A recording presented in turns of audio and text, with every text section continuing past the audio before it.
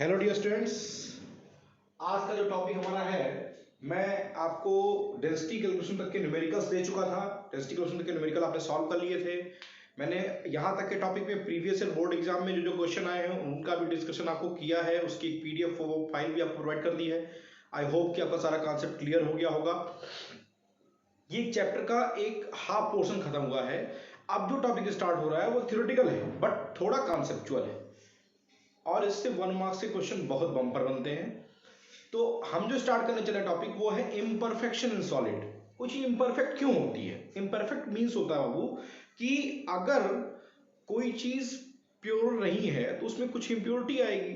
अगर किसी प्योर चीज में इम्प्योरिटी मिला दी जाए, अब वो चाहे जो भी कारण हो, तो उस कारण से उसके अंदर इम्परफेक्शन आता है। अब वो हो सकता है कि वो खुद ही अपने आप में इम्प्योर हो जाए। जैसे मान लीजिए मैं हूं, अभी परफेक्ट पर्सन दिख रहा हूं, अब ये चश्मा अपना एक चश्मे का एक लेंस निकाल के किनारे कर दूं तो भी क्या दूंगा? परफेक्ट दिखाई दूंगा क्या? कुछ इंपरफेक्शन आ गया, आप कहेंगे अरे सर आप तो लेंस ही नहीं लगा रखे हैं। तो क्या हुआ? इंपरफेक्शन आया नहीं आया? मेरे अपने खुद की कमी की वजह से आ सकता है, या तो बाहर से कोई आ गया उसकी वजह से आ सकता है। तो ये जो इंपरफेक्शन सॉलिड में आता है इसे क्या कहते हैं? इसको बोलते हैं डिफेक्ट इन सॉलिड। तो एग्जाम में पूछता है इंपरफेक्शन इन सॉलिड या डिफेक्ट इन सॉलिड, दोनों का मतलब एक ही होता है। अब आपके दिमाग में क्वेश्चन ये आता होगा कि तो क्या सर कोई सॉलिड परफेक्ट होता ही नहीं है? तो ऐसा नहीं है। बहुत सारे सॉलिड हैं जो परफेक्ट होते हैं, उसके लिए कंडीशन है। कोई भी solid at absolute zero mean जानते हैं? जीरो केल्विन मतलब -273.15 डिग्री सेल्सियस पर हर सॉलिड जनरली क्या होता है? प्योरेस्ट फॉर्म में होता है। तो अगर आपसे कोई पूछे कि कोई सॉलिड क्या परफेक्ट हो सकता है, तो आप बोलेंगे yes sir, at absolute zero temperature that is zero kelvin और -273.15 डिग्री सेल्सियस। तो आज का जो वीडियो लेक्चर है वो मैं आपको सेपरेटली पूरा डिटेल बताऊंगा पूरा इंपरफेक्शन के बारे में, क्योंकि कंपटीशन में नीट में आईआईटी में बहुत क्वेश्चन पूछे जाते हैं, इससे एक दो न्यूमेरिकल के कॉन्सेप्ट भी बनते हैं। लेकिन अभी आज का जो वीडियो है वो आपको पूरा फ्लो चार्ट पूरा कॉन्सेप्ट क्लियर करेगा। देखिए इम्परफेक्शन, देखिए थोड़ा सा कंजेस्टेड हुआ है लेकिन आपको सब जूम करके दिखाऊंगा जिससे आप आसानी से पूरा चार्ट बना सके। अगर किताबों में पढ़ेंगे तो बहुत ही डिस्कसिंग दिया हुआ है कि आदमी परेशान हो जाएगी टॉपिक भी, सर हमारा कौन सा टॉपिक किस में पढ़ना है। तो इम्परफेक्शन इन सॉलिड को ही डिफेक्ट इन सॉलिड कहते हैं। अब इम्परफेक्शन तीन टाइप का होता है, एक एटॉमिक इम्परफेक्शन, एक लाइन डिफेक्ट होता है, और एक होता है इलेक्ट्रॉनिक इम्परफेक्शन। आपको नाम ही से क्लियर होगा, एटॉमिक मतलब कि अगर किसी क्रिस्टल में से कोई एटम निकल के बाहर चला जाए, कोई एटम अपनी पोजीशन से हट करके इंटरस्टिशियल साइड पे चला जाए, कोई एटम बाहर से आकर के इंटरस्टिशियल साइड पे बैठ जाए, या फिर कोई एटम आकर के अंदर वाले एटम को डिस्प्लेस कर दे। तो बहुत सारे कंडीशन, लेकिन एटम डिस्प्लेस करेगा। एटम, आयन, मॉलिक्यूल, ये जो क्रिस्टल लैटिस है उसमें से डिस्प्लेसमेंट होगा, या इंटरस्टिशियल साइड पे जाएगा, या मिसिंग होगा, तो उसे क्या बोलते हैं? ड्यू टू डिफेक्ट किसकी वजह से हो रहा है? एटम की डिस्टर्बेंस की वजह से, तो उसे क्या बोलेंगे? Atomic imperfection. Electronic imperfection, atom नहीं मिसिंग हो रहा है, एटम में से इलेक्ट्रॉन कहीं इधर उधर जा रहा है, तो इलेक्ट्रॉनिक इंपरफेक्शन को, वो इलेक्ट्रॉनिक इंपरफेक्शन का पार्ट आता है। बीच में एक है लाइन डिफेक्ट, ये आपके सिलेबस में नहीं है लेकिन मैं आपको इसको डिस्कस करता हूं। सपोज दैट एक बुक है, अभी ये देखिए एकदम प्लेन में दिखाई दे रही है ना, लेकिन अभी क्या है, इसका एक पोर्शन ऐसे निकल गया, क्या होगा? इसकी जो प्लेन थी, लाइन थी, जो एग्जैक्ट थी, वो क्या हो गई? उसमें चेंज आया कि नहीं आया? तो इसे क्या बोलते हैं? Line defect. तो लाइन डिफेक्ट बहुत इंपॉर्टेंट नहीं है, लेकिन जानना जरूरी है कि जब कोई अपने प्लेन से अप या डाउन हो जाए, तो प्लेन चेंज हो गया तो उसे क्या बोलेंगे? Line defect. ठीक है। अब atomic imperfection is also known as point defect. Atomic imperfection को क्या बोलते हैं? पॉइंट डिफेक्ट बोलते हैं। Atomic imperfection is also known as point defect. अब एटॉमिक इंपरफेक्शन होता क्या है? एटॉमिक इंपरफेक्शन जो होता है वो दो टाइप के सॉलिड में होता है डियर स्टूडेंट्स। एक होता है इन नॉन आयनिक सॉलिड और एक होता है इन आयनिक सॉलिड। इन नॉन आयनिक सॉलिड में अगर देखा जाए, नॉन आयनिक मतलब जो आयनिक कंपाउंड नहीं है, तो नॉन आयनिक सॉलिड में दो टाइप का पॉइंट डिफेक्ट होता है, एक होता है वैकेंसी डिफेक्ट, एक होता है इंटरस्टिशियल डिफेक्ट। अब कहेंगे सर तो आयनिक वाला अलग से क्यों पढ़ रहे हैं? तो भैया आयन में हमेशा केटायन और एनायन होगा, तो केटायन और एनायन होगा तो क्या होगा? उसका डिफेक्ट अलग होगा। तो cation positive ion negative ion की बात आएगी तो आयनिक डिफेक्ट आयनिक सॉलिड में होगा, और इन नॉन आयनिक सॉलिड होगा तो दो टाइप का होता है, एक होता है वैकेंसी डिफेक्ट और एक होता है इंटरस्टिशियल डिफेक्ट। देखिए अगली बात, कोई क्रिस्टल है, अभी मैं सबके बारे में पूरा फ्लो चार्ट एक एक पार्ट आपको अलग अलग से पढ़ाऊंगा। ये चार्ट अलग, ये अलग चार्ट अलग, ये चार्ट अलग, ये चार्ट अलग, सबका अलग फ्लो चार्ट पढ़ाऊंगा। लेकिन अभी ये वीडियो लेक्चर के स्टार्टिंग में मैं आपको पूरा कॉन्सेप्ट एक बार क्लियर करना चाहता हूं, फिर उसके बाद मैं सेपरेटली एक के बारे में डिटेल बताऊंगा, उससे बोर्ड में क्वेश्चन कैसे पूछे जाते हैं ये बताऊंगा। वैकेंसी डिफेक्ट क्या होता है कि किसी क्रिस्टल में कोई एटम अपनी पोजीशन छोड़ के बाहर निकल जाए, तो उसे क्या बोलेंगे, वैकेंसी डिफेक्ट बोलेंगे। ठीक है, वैकेंसी डिफेक्ट होता कब है, जब किसी क्रिस्टल में, आप लोग जानते हैं सॉलिड पैक्ड होते हैं तो उनको बहुत जल्दी हीट दे देंगे तो क्या हो जाएगा, हीट की वजह से एटम वाइब्रेट करेगा और टूट करके अपने बॉन्ड को बाहर निकल जाएगा, इसलिए इसको थर्मोडायनेमिक डिफेक्ट भी कहते हैं। ठीक है, point defects are also known as thermodynamic defect या vacancy defect are also known as thermodynamic defect. दूसरा है इंटरस्टिशियल डिफेक्ट। इंटरस्टिशियल डिफेक्ट क्या, एटम किसी क्रिस्टल में अपनी पोजीशन छोड़ करके इंटरस्टिशियल साइड पे जाके ऑक्यूपाई कर जाए तो उसे क्या बोलते हैं, इंटरस्टिशियल डिफेक्ट। आयनिक सॉलिड में अगर हम देखें तो आयनिक सॉलिड में स्पेशली दो टाइप के डिफेक्ट होते हैं। एक होता है बाबू, एक होता है, ये देखिए आयनिक सॉलिड में एक होता है इन स्टैच्यूमेट्रिक कंपाउंड, एक होता है इन नॉन स्टैच्यूमेट्रिक कंपाउंड और एक होता है इम्प्योरिटी डिफेक्ट। तो आयनिक सॉलिड में कितने टाइप के पॉइंट डिफेक्ट होते हैं, तीन टाइप के, एक स्टैच्यूमेट्रिक कंपाउंड, एक होता है नॉन स्टैच्यूमेट्रिक कंपाउंड और एक होता है इम्प्योरिटी डिफेक्ट। कैसे कैसे ये देखते हैं। स्टैच्यूमेट्रिक कंपाउंड किसे कहते हैं, stoichiometric compound in which the atoms ratio is just similar that present in the chemical formula. जो केमिकल फार्मूला में रेशियो है वही रेशियो अगर एटम के एज इट इज है, उसमें कोई चेंज नहीं है। जैसे NaCl है तो उसमें रेशियो 1:1 है, तो हमारा रेशियो भी 1:1 है और NaCl का फार्मूला भी रिप्रेजेंट कर रहा है कि 1:1 है, तो वो क्या है, स्टैच्यूमेट्रिक कंपाउंड। नॉन स्टैच्यूमेट्रिक कंपाउंड क्या होता है, जिनका एटॉमिक रेशियो क्या होता है, अपने केमिकल फार्मूला से डिफरेंट होता है। एटॉमिक रेशियो अपने केमिकल फार्मूला से डिफरेंट होता है, उनको नॉन स्टैच्यूमेट्रिक कंपाउंड कहते हैं। एक नंबर का क्वेश्चन, उसी को बर्थोलाइट डिफेक्ट भी कहते हैं। ऐसे कंपाउंड जिनमें की स्टैच्यूमेट्री मैच नहीं करती, एटम टू एटम स्टैच्यूमेट्री डिफरेंट आ जाती है, उसको बोलते हैं बर्थोलाइट कंपाउंड कहते हैं। और इसीलिए नॉन स्टैच्यूमेट्री कंपाउंड में पाए जाने वाले डिफेक्ट को बर्थोलाइट डिफेक्ट भी कहते हैं। क्लियर। अब देखिए स्टैच्यूमेट्रिक कंपाउंड में दो टाइप के डिफेक्ट पाए जाएंगे स्टूडेंट्स, एक है आपका शॉर्टकी डिफेक्ट और दूसरा है आपका फ्रेंकल डिफेक्ट। ये देखिए शॉर्टकी और ये फ्रेंकल, ये दोनों साइंटिस्ट के नाम है, शॉर्टकी और फ्रेंकल। शॉर्टकी डिफेक्ट शॉर्टकी नामक साइंटिस्ट ने डिस्कवर किया था और फ्रेंकल डिफेक्ट फ्रेंकल नामक ने डिस्कवर किया था।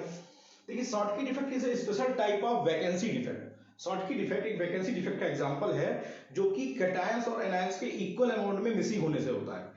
और फ्रेंकल डिफेक्ट क्या है, वैकेंसी और इंटरस्टिशियल दोनों का एग्जांपल है। तो ये ध्यान रखिएगा, शॉर्टकी सिर्फ वैकेंसी है जबकि फ्रेंकल वैकेंसी प्लस इंटरस्टिशियल है। इसके बारे में डिटेल में हम पढ़ेंगे, परेशान मत होइएगा। इससे जो क्वेश्चन बनते हैं वो बताता चल रहा हूं डिफरेंस, क्योंकि पूछा था बोर्ड में, शॉर्टकी और फ्रेंकल में बोर्ड में डिफरेंस पूछा जाता है 2 नंबर का।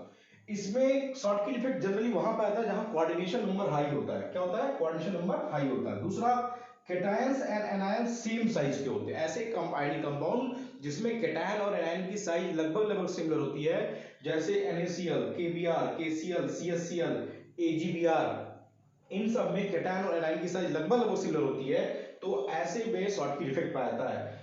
अब क्योंकि इसमें एटम अपनी पोजीशन छोड़ के चला जाता है, तो एग्जाम में 1 नंबर क्वेश्चन आता है कि कौन सा डिफेक्ट है जो कि डेंसिटी डिक्रीज करता है। तो कौन सा डिफेक्ट है, शॉर्टकी डिफेक्ट डेंसिटी डिक्रीज करता है क्रिस्टल की। फ्रेंकल डिफेक्ट क्या है, फ्रेंकल डिफेक्ट V+I है, इसीलिए क्योंकि एटम वैकेंसी भी होती है और वैकेंसी में वो अपनी पोजीशन छोड़ करके इंटरस्टिशियल साइड पे चला जाता है, तो उसको बोलते हैं डिसलोकेशन डिफेक्ट। इसलिए Frenkel defect is also known as dislocation defect. इसमें कोऑर्डिनेशन नंबर हाई था, इसमें कोऑर्डिनेशन नंबर लो होगा। इसमें एनायन की साइज लार्जर होगी और कैटायन की साइज स्मॉल होगी।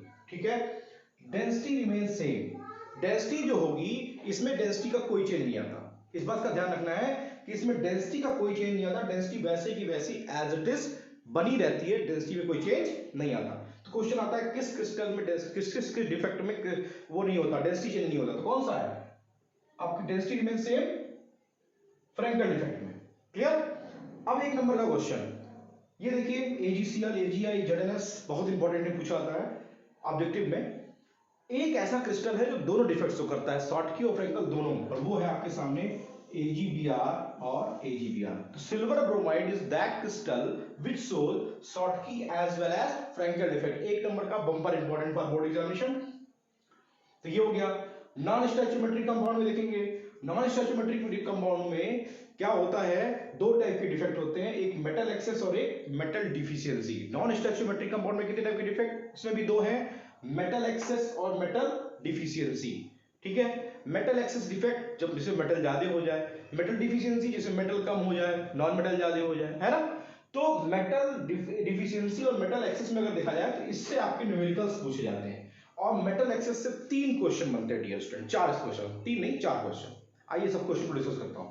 मेटल एक्सेस जो होता है वो दो टाइप का होता है, क्या, एक तो due to anionic vacancies, due to metal excess defect due to anionic vacancies, anionic vacancies की वजह से होता है। जैसे NaCl को हीट करते हैं तो येलो कलर क्यों होता है, क्वेश्चन पूछता है व्हाई NaCl नमक देखें व्हाइट कलर का होता है, लेकिन उसको हीट करते हैं तो येलो कलर हो जाता है, क्यों। KCl पोटेशियम क्लोराइड, उसको हीट करते हैं तो वायलेट कलर क्यों हो जाता है। LiCl हीट करते तो पिंक कलर क्यों हो जाता है, क्वेश्चन है क्यों। NaCl yellow, KCl violet, LiCl pink, क्यों। इन सब का आंसर एक है, due to F centre. F means होता है फॉर्बिजेंटर, फॉर्बिजेंटर मींस कलर्ड सेंटर। ये क्वेश्चन बहुत पूछता है कि F सेंटर कहां फॉर्म होता है, तो F सेंटर क्यों form, what is the cause of formation of F centre. F center is formed due to metal excess defect due to anionic vacancy। इसके बारे में डियर स्टूडेंट परेशान मत होइएगा, एक एक टॉपिक मैं डिटेल में डिस्कस करूंगा। अभी आजकल फ्लो चार्ट बता रहा हूं। दूसरा है due to extra cation and interstitial side. Metal excess due to extra cation at interstitial side. इसका जो एग्जांपल आपसे बोर्ड में पूछा जाता है, zinc oxide. Zinc oxide white colour का होता है, लेकिन जब जिंक ऑक्साइड को हीट करते हैं तो वो येलो कलर का कंपाउंड बनाता है। क्या बनाता है, येलो कलर का कंपाउंड होता है। क्वेश्चन आता है क्यों, तो कलर वाले की वजह से आदमी F सेंटर लिख के चलाता है, लेकिन रियल क्या कारण है, metal excess due to extra cation at interstitial side. तो क्वेश्चन समझ में आया। यहां क्या क्या क्वेश्चन बनेगा, why NaCl on heating gives yellow colour, give reason, why KCl gives on heating gives violet colour, why LiCl on heating gives pink colour. All the reason is due to formation of F centre, और F centre क्यों बनता है, metal excess defect due to anionic vacancies. सबके exam में बताऊंगा आपको, detail बताऊंगा, पसंद तो ये। जिंक ऑक्साइड का क्वेश्चन क्या पूछता है, जिंक ऑक्साइड को हीट करते हैं तो व्हाइट कलर का, मतलब बोर्ड पेपर में आपको देखेंगे सारे क्वेश्चन डिस्कस्ड हैं, लेकिन मैं आपको एक एक पॉइंट आज ही क्लियर कर देना चाहता हूं कि जैसे हम जब फिर आगे बढ़े तो एकदम से क्रिस्टल क्लियर हो जाए। ठीक है, आइए अगला पॉइंट है इंप्योरिटी डिफेक्ट। इंप्योरिटी डिफेक्ट से दो क्वेश्चन बनते हैं स्टूडेंट्स, यहां देखिए मैंने अलग से बना दिया है। क्वेश्चन ये आता है कि SrCl2 को NaCl में डोप करते हैं तो क्या, डोप कौन सोचते हैं, डोपिंग। डोपिंग का नाम आता है तो लोग सोचते हैं डोपिंग होता तो फिर वो ड्रग लेना ना, डोपिंग मतलब ऐसा यहाँ पे भी इंप्योरिटी मिलाना। NaCl क्रिस्टल में SrCl2 मिलाते हैं तो क्या होता है, इंप्योरिटी डिफेक्ट होता है। AgCl में CdCl2 मिलाते हैं तो क्या होता है, ये दो क्वेश्चन है, दोनों क्वेश्चन बोर्ड में अक्सर आते हैं। विद डायग्राम आपको एक्सप्लेन करूंगा, एकदम क्लियर हो जाएगा। बस चार्ट नोट कर लीजिएगा, ऐसे चार्ट बनाइएगा। इंप्योरिटी डिफेक्ट के नीचे दो एग्जांपल लिख लीजिएगा, when SrCl2 doped in NaCl crystal, and the second question is when CdCl2 is doped in AgCl crystal। Clear. Electronic imperfection जो होता है, सेमीकंडक्टर का नाम जानते हैं, सेमीकंडक्टर आपको बताया था, conductor, insulator, semiconductor.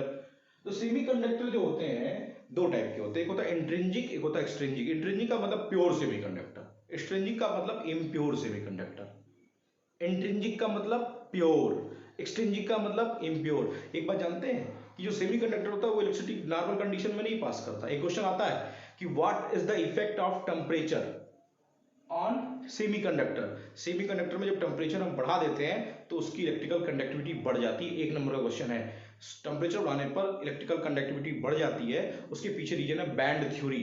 Band theory मैं इस टॉपिक के बाद डिस्कस करूंगा, आपको परेशान मत होइए, जब ये टॉपिक डिस्कस करूंगा तो वहां बैंड थ्योरी आएगी तो आप क्लियर हो जाएगा। ठीक है, इसका मतलब नहीं है। इंट्रिंसिक सेमीकंडक्टर में जब हम कुछ मिलाते हैं, मिलाने को क्या बोलते हैं, डोपिंग, मैंने भी आपको बताया।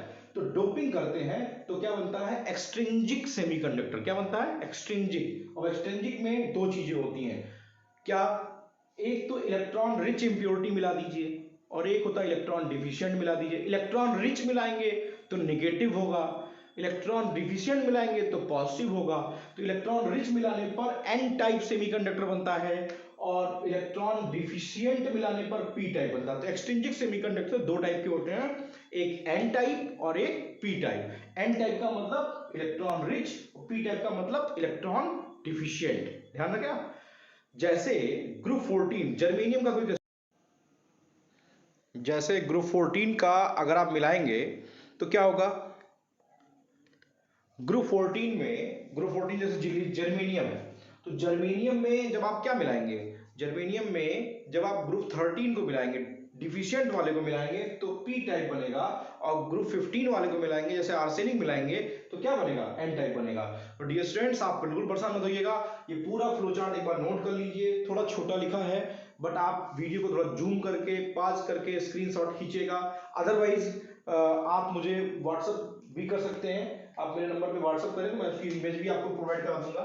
वीडियो लेक्चर के लास्ट में मैं प्रयास करूंगा कि इसकी वीडियो की इमेज भी आपको लिंक कर दूं उसके साथ, जिससे कि आपका पूरा कॉन्सेप्ट क्लियर हो। वीडियो लेक्चर के लास्ट पॉइंट में आपको पूरा इसका एक पूरा डायग्राम क्लिक करके मैं आपको दे देता हूं, वो ऐड कर दूंगा लास्ट में वीडियो लेक्चर में, वो आपको तैयार हो जाएगा, बना लीजिएगा फ्लो चार्ट। आई होप कि टॉपिक क्लियर हो गया होगा। अब एक एक टॉपिक के बारे में हम लोग सबसे पहले कल डिस्कस करेंगे एटॉमिक इंपरफेक्शन, जो कि डिटेल में इन नॉन आयनिक सॉलिड और आयनिक सॉलिड के बारे में डिस्कस होगा। ठीक है, स्टूडेंट मेरे साथ बने रहिए, मेरे यूट्यूब चैनल में लाइक और कमेंट जरूर करिएगा। ये चार्ट बनाने के पीछे सिर्फ एक ही मोटिव था, जिससे कि आपका पूरा का पूरा कॉन्सेप्ट क्लियर हो जाए, और आई होप कि कॉन्सेप्ट क्लियर हो भी गया होगा। फिर भी आप नोट कर लीजिए टॉपिक्स को, कोई भी प्रॉब्लम होगी तो मैं हूँ, आपको एक एक टॉपिक क्रिस्टल क्लियर करूंगा, ये आपसे वादा है। लॉकडाउन की कंडीशन में आप जब भी कहीं जाएंगे, इसके बाद कहीं जाएंगे, तो आपको ये नहीं लगेगा कि सुमित सर ने जो आपको पढ़ाया वो आपको नहीं समझ में आया। तो अगले वीडियो के साथ मिलते हैं, थैंक यू।